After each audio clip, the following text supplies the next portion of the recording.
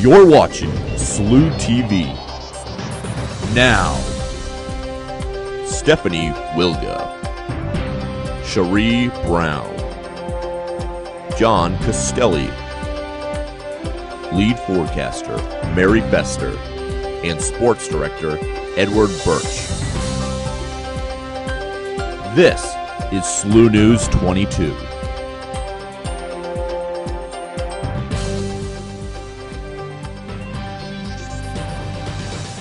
Good evening, SLU. I'm Stephanie Wilga. And I'm John Castelli. Tonight we're going to take you to the last basketball game behind gym ever. You'll learn about the career fair that's coming up next week. And we'll have an exclusive interview with Father Biondi. But now, our leading story.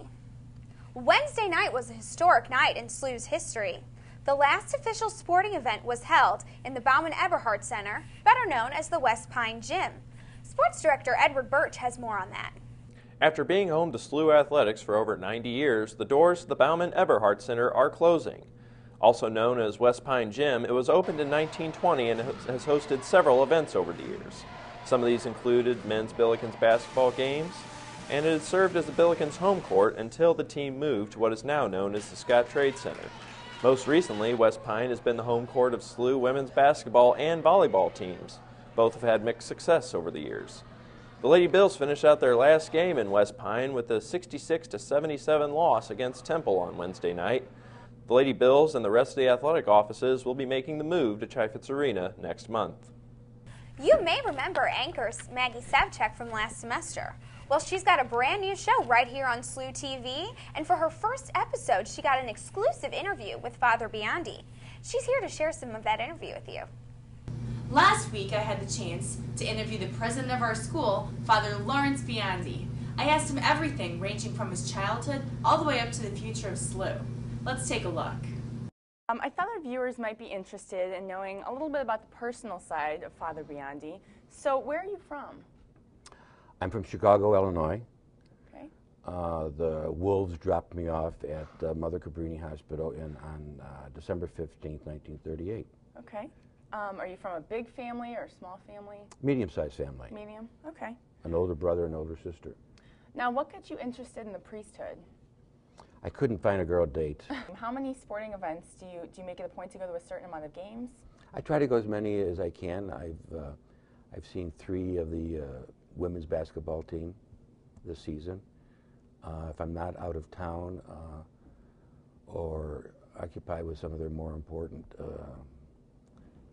meeting that I can't get out, I will go to the men's basketball teams. What do you see as the role of a Catholic university in the modern American society?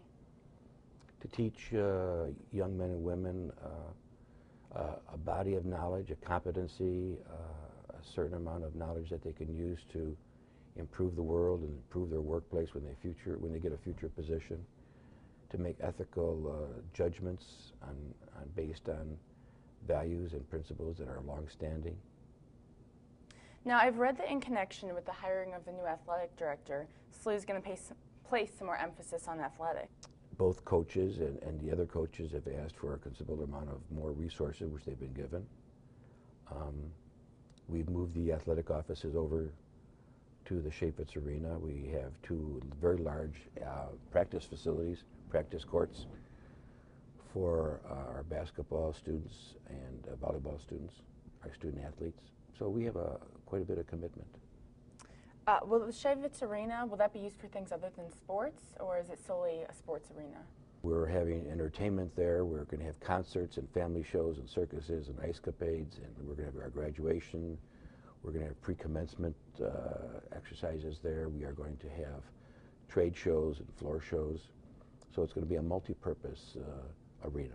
Recently, schools with large endowments have announced that they're going to start giving tuition relief to students who might not normally qualify for financial aid. Would you ever consider doing something like that here at SLU? We'll consider anything that would give relief to the families of our students. But you know, $95 million, I think $94 million in scholarship aid was given out this past September for our 12,000 students. Now that's $95 million that is from our endowment. So there are very few students here at the university who pay the full tuition costs.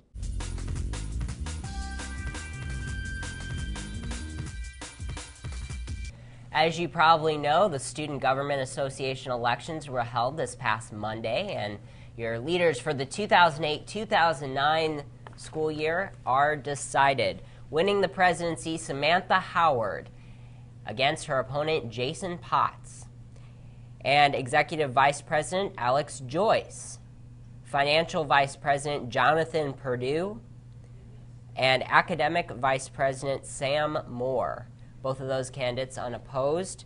Also, Administrative Vice President Michael Harris. Well, lead forecaster Mary Fester is here with us now to give us a quick look at the weather. Mary, we've had both sunshine and snow flurries this week. What's the weekend going to be like?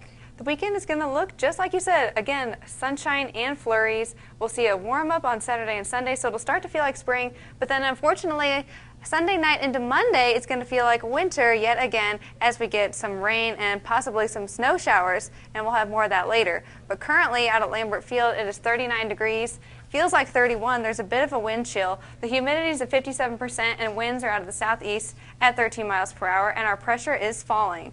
Looking now here at the surface analysis, you can see there's a low-pressure system sitting over Kansas, and that'll be pushing its way through overnight. It's a little bit of a short wave. There's a warm front. You can't see it here on the map, but that rose our temperatures up just a little bit, and there'll be a cold front draped behind that.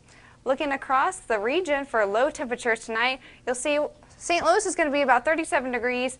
Over in Kansas City, we'll see a low of about 30 and then 40 down in Springfield. For your 3-day forecast, Friday, there's a chance of rain and snow overnight, and that'll continue until tomorrow, about noon time. But then temperatures will warm up, 50 degrees, so that'll be nice, 31 for your low. Saturday, partly cloudy skies, high of 55 and low of 43. And Sunday, chance of rain again, high of 58 though, so that'll be nice for a while, and then a low of 39. And now we'll go back to John and Stephanie at the desk. Thanks, Mary. We'll see you a little bit later on in the newscast. After the break, we're going to tell you how you can get ready for the career fair. We're right back.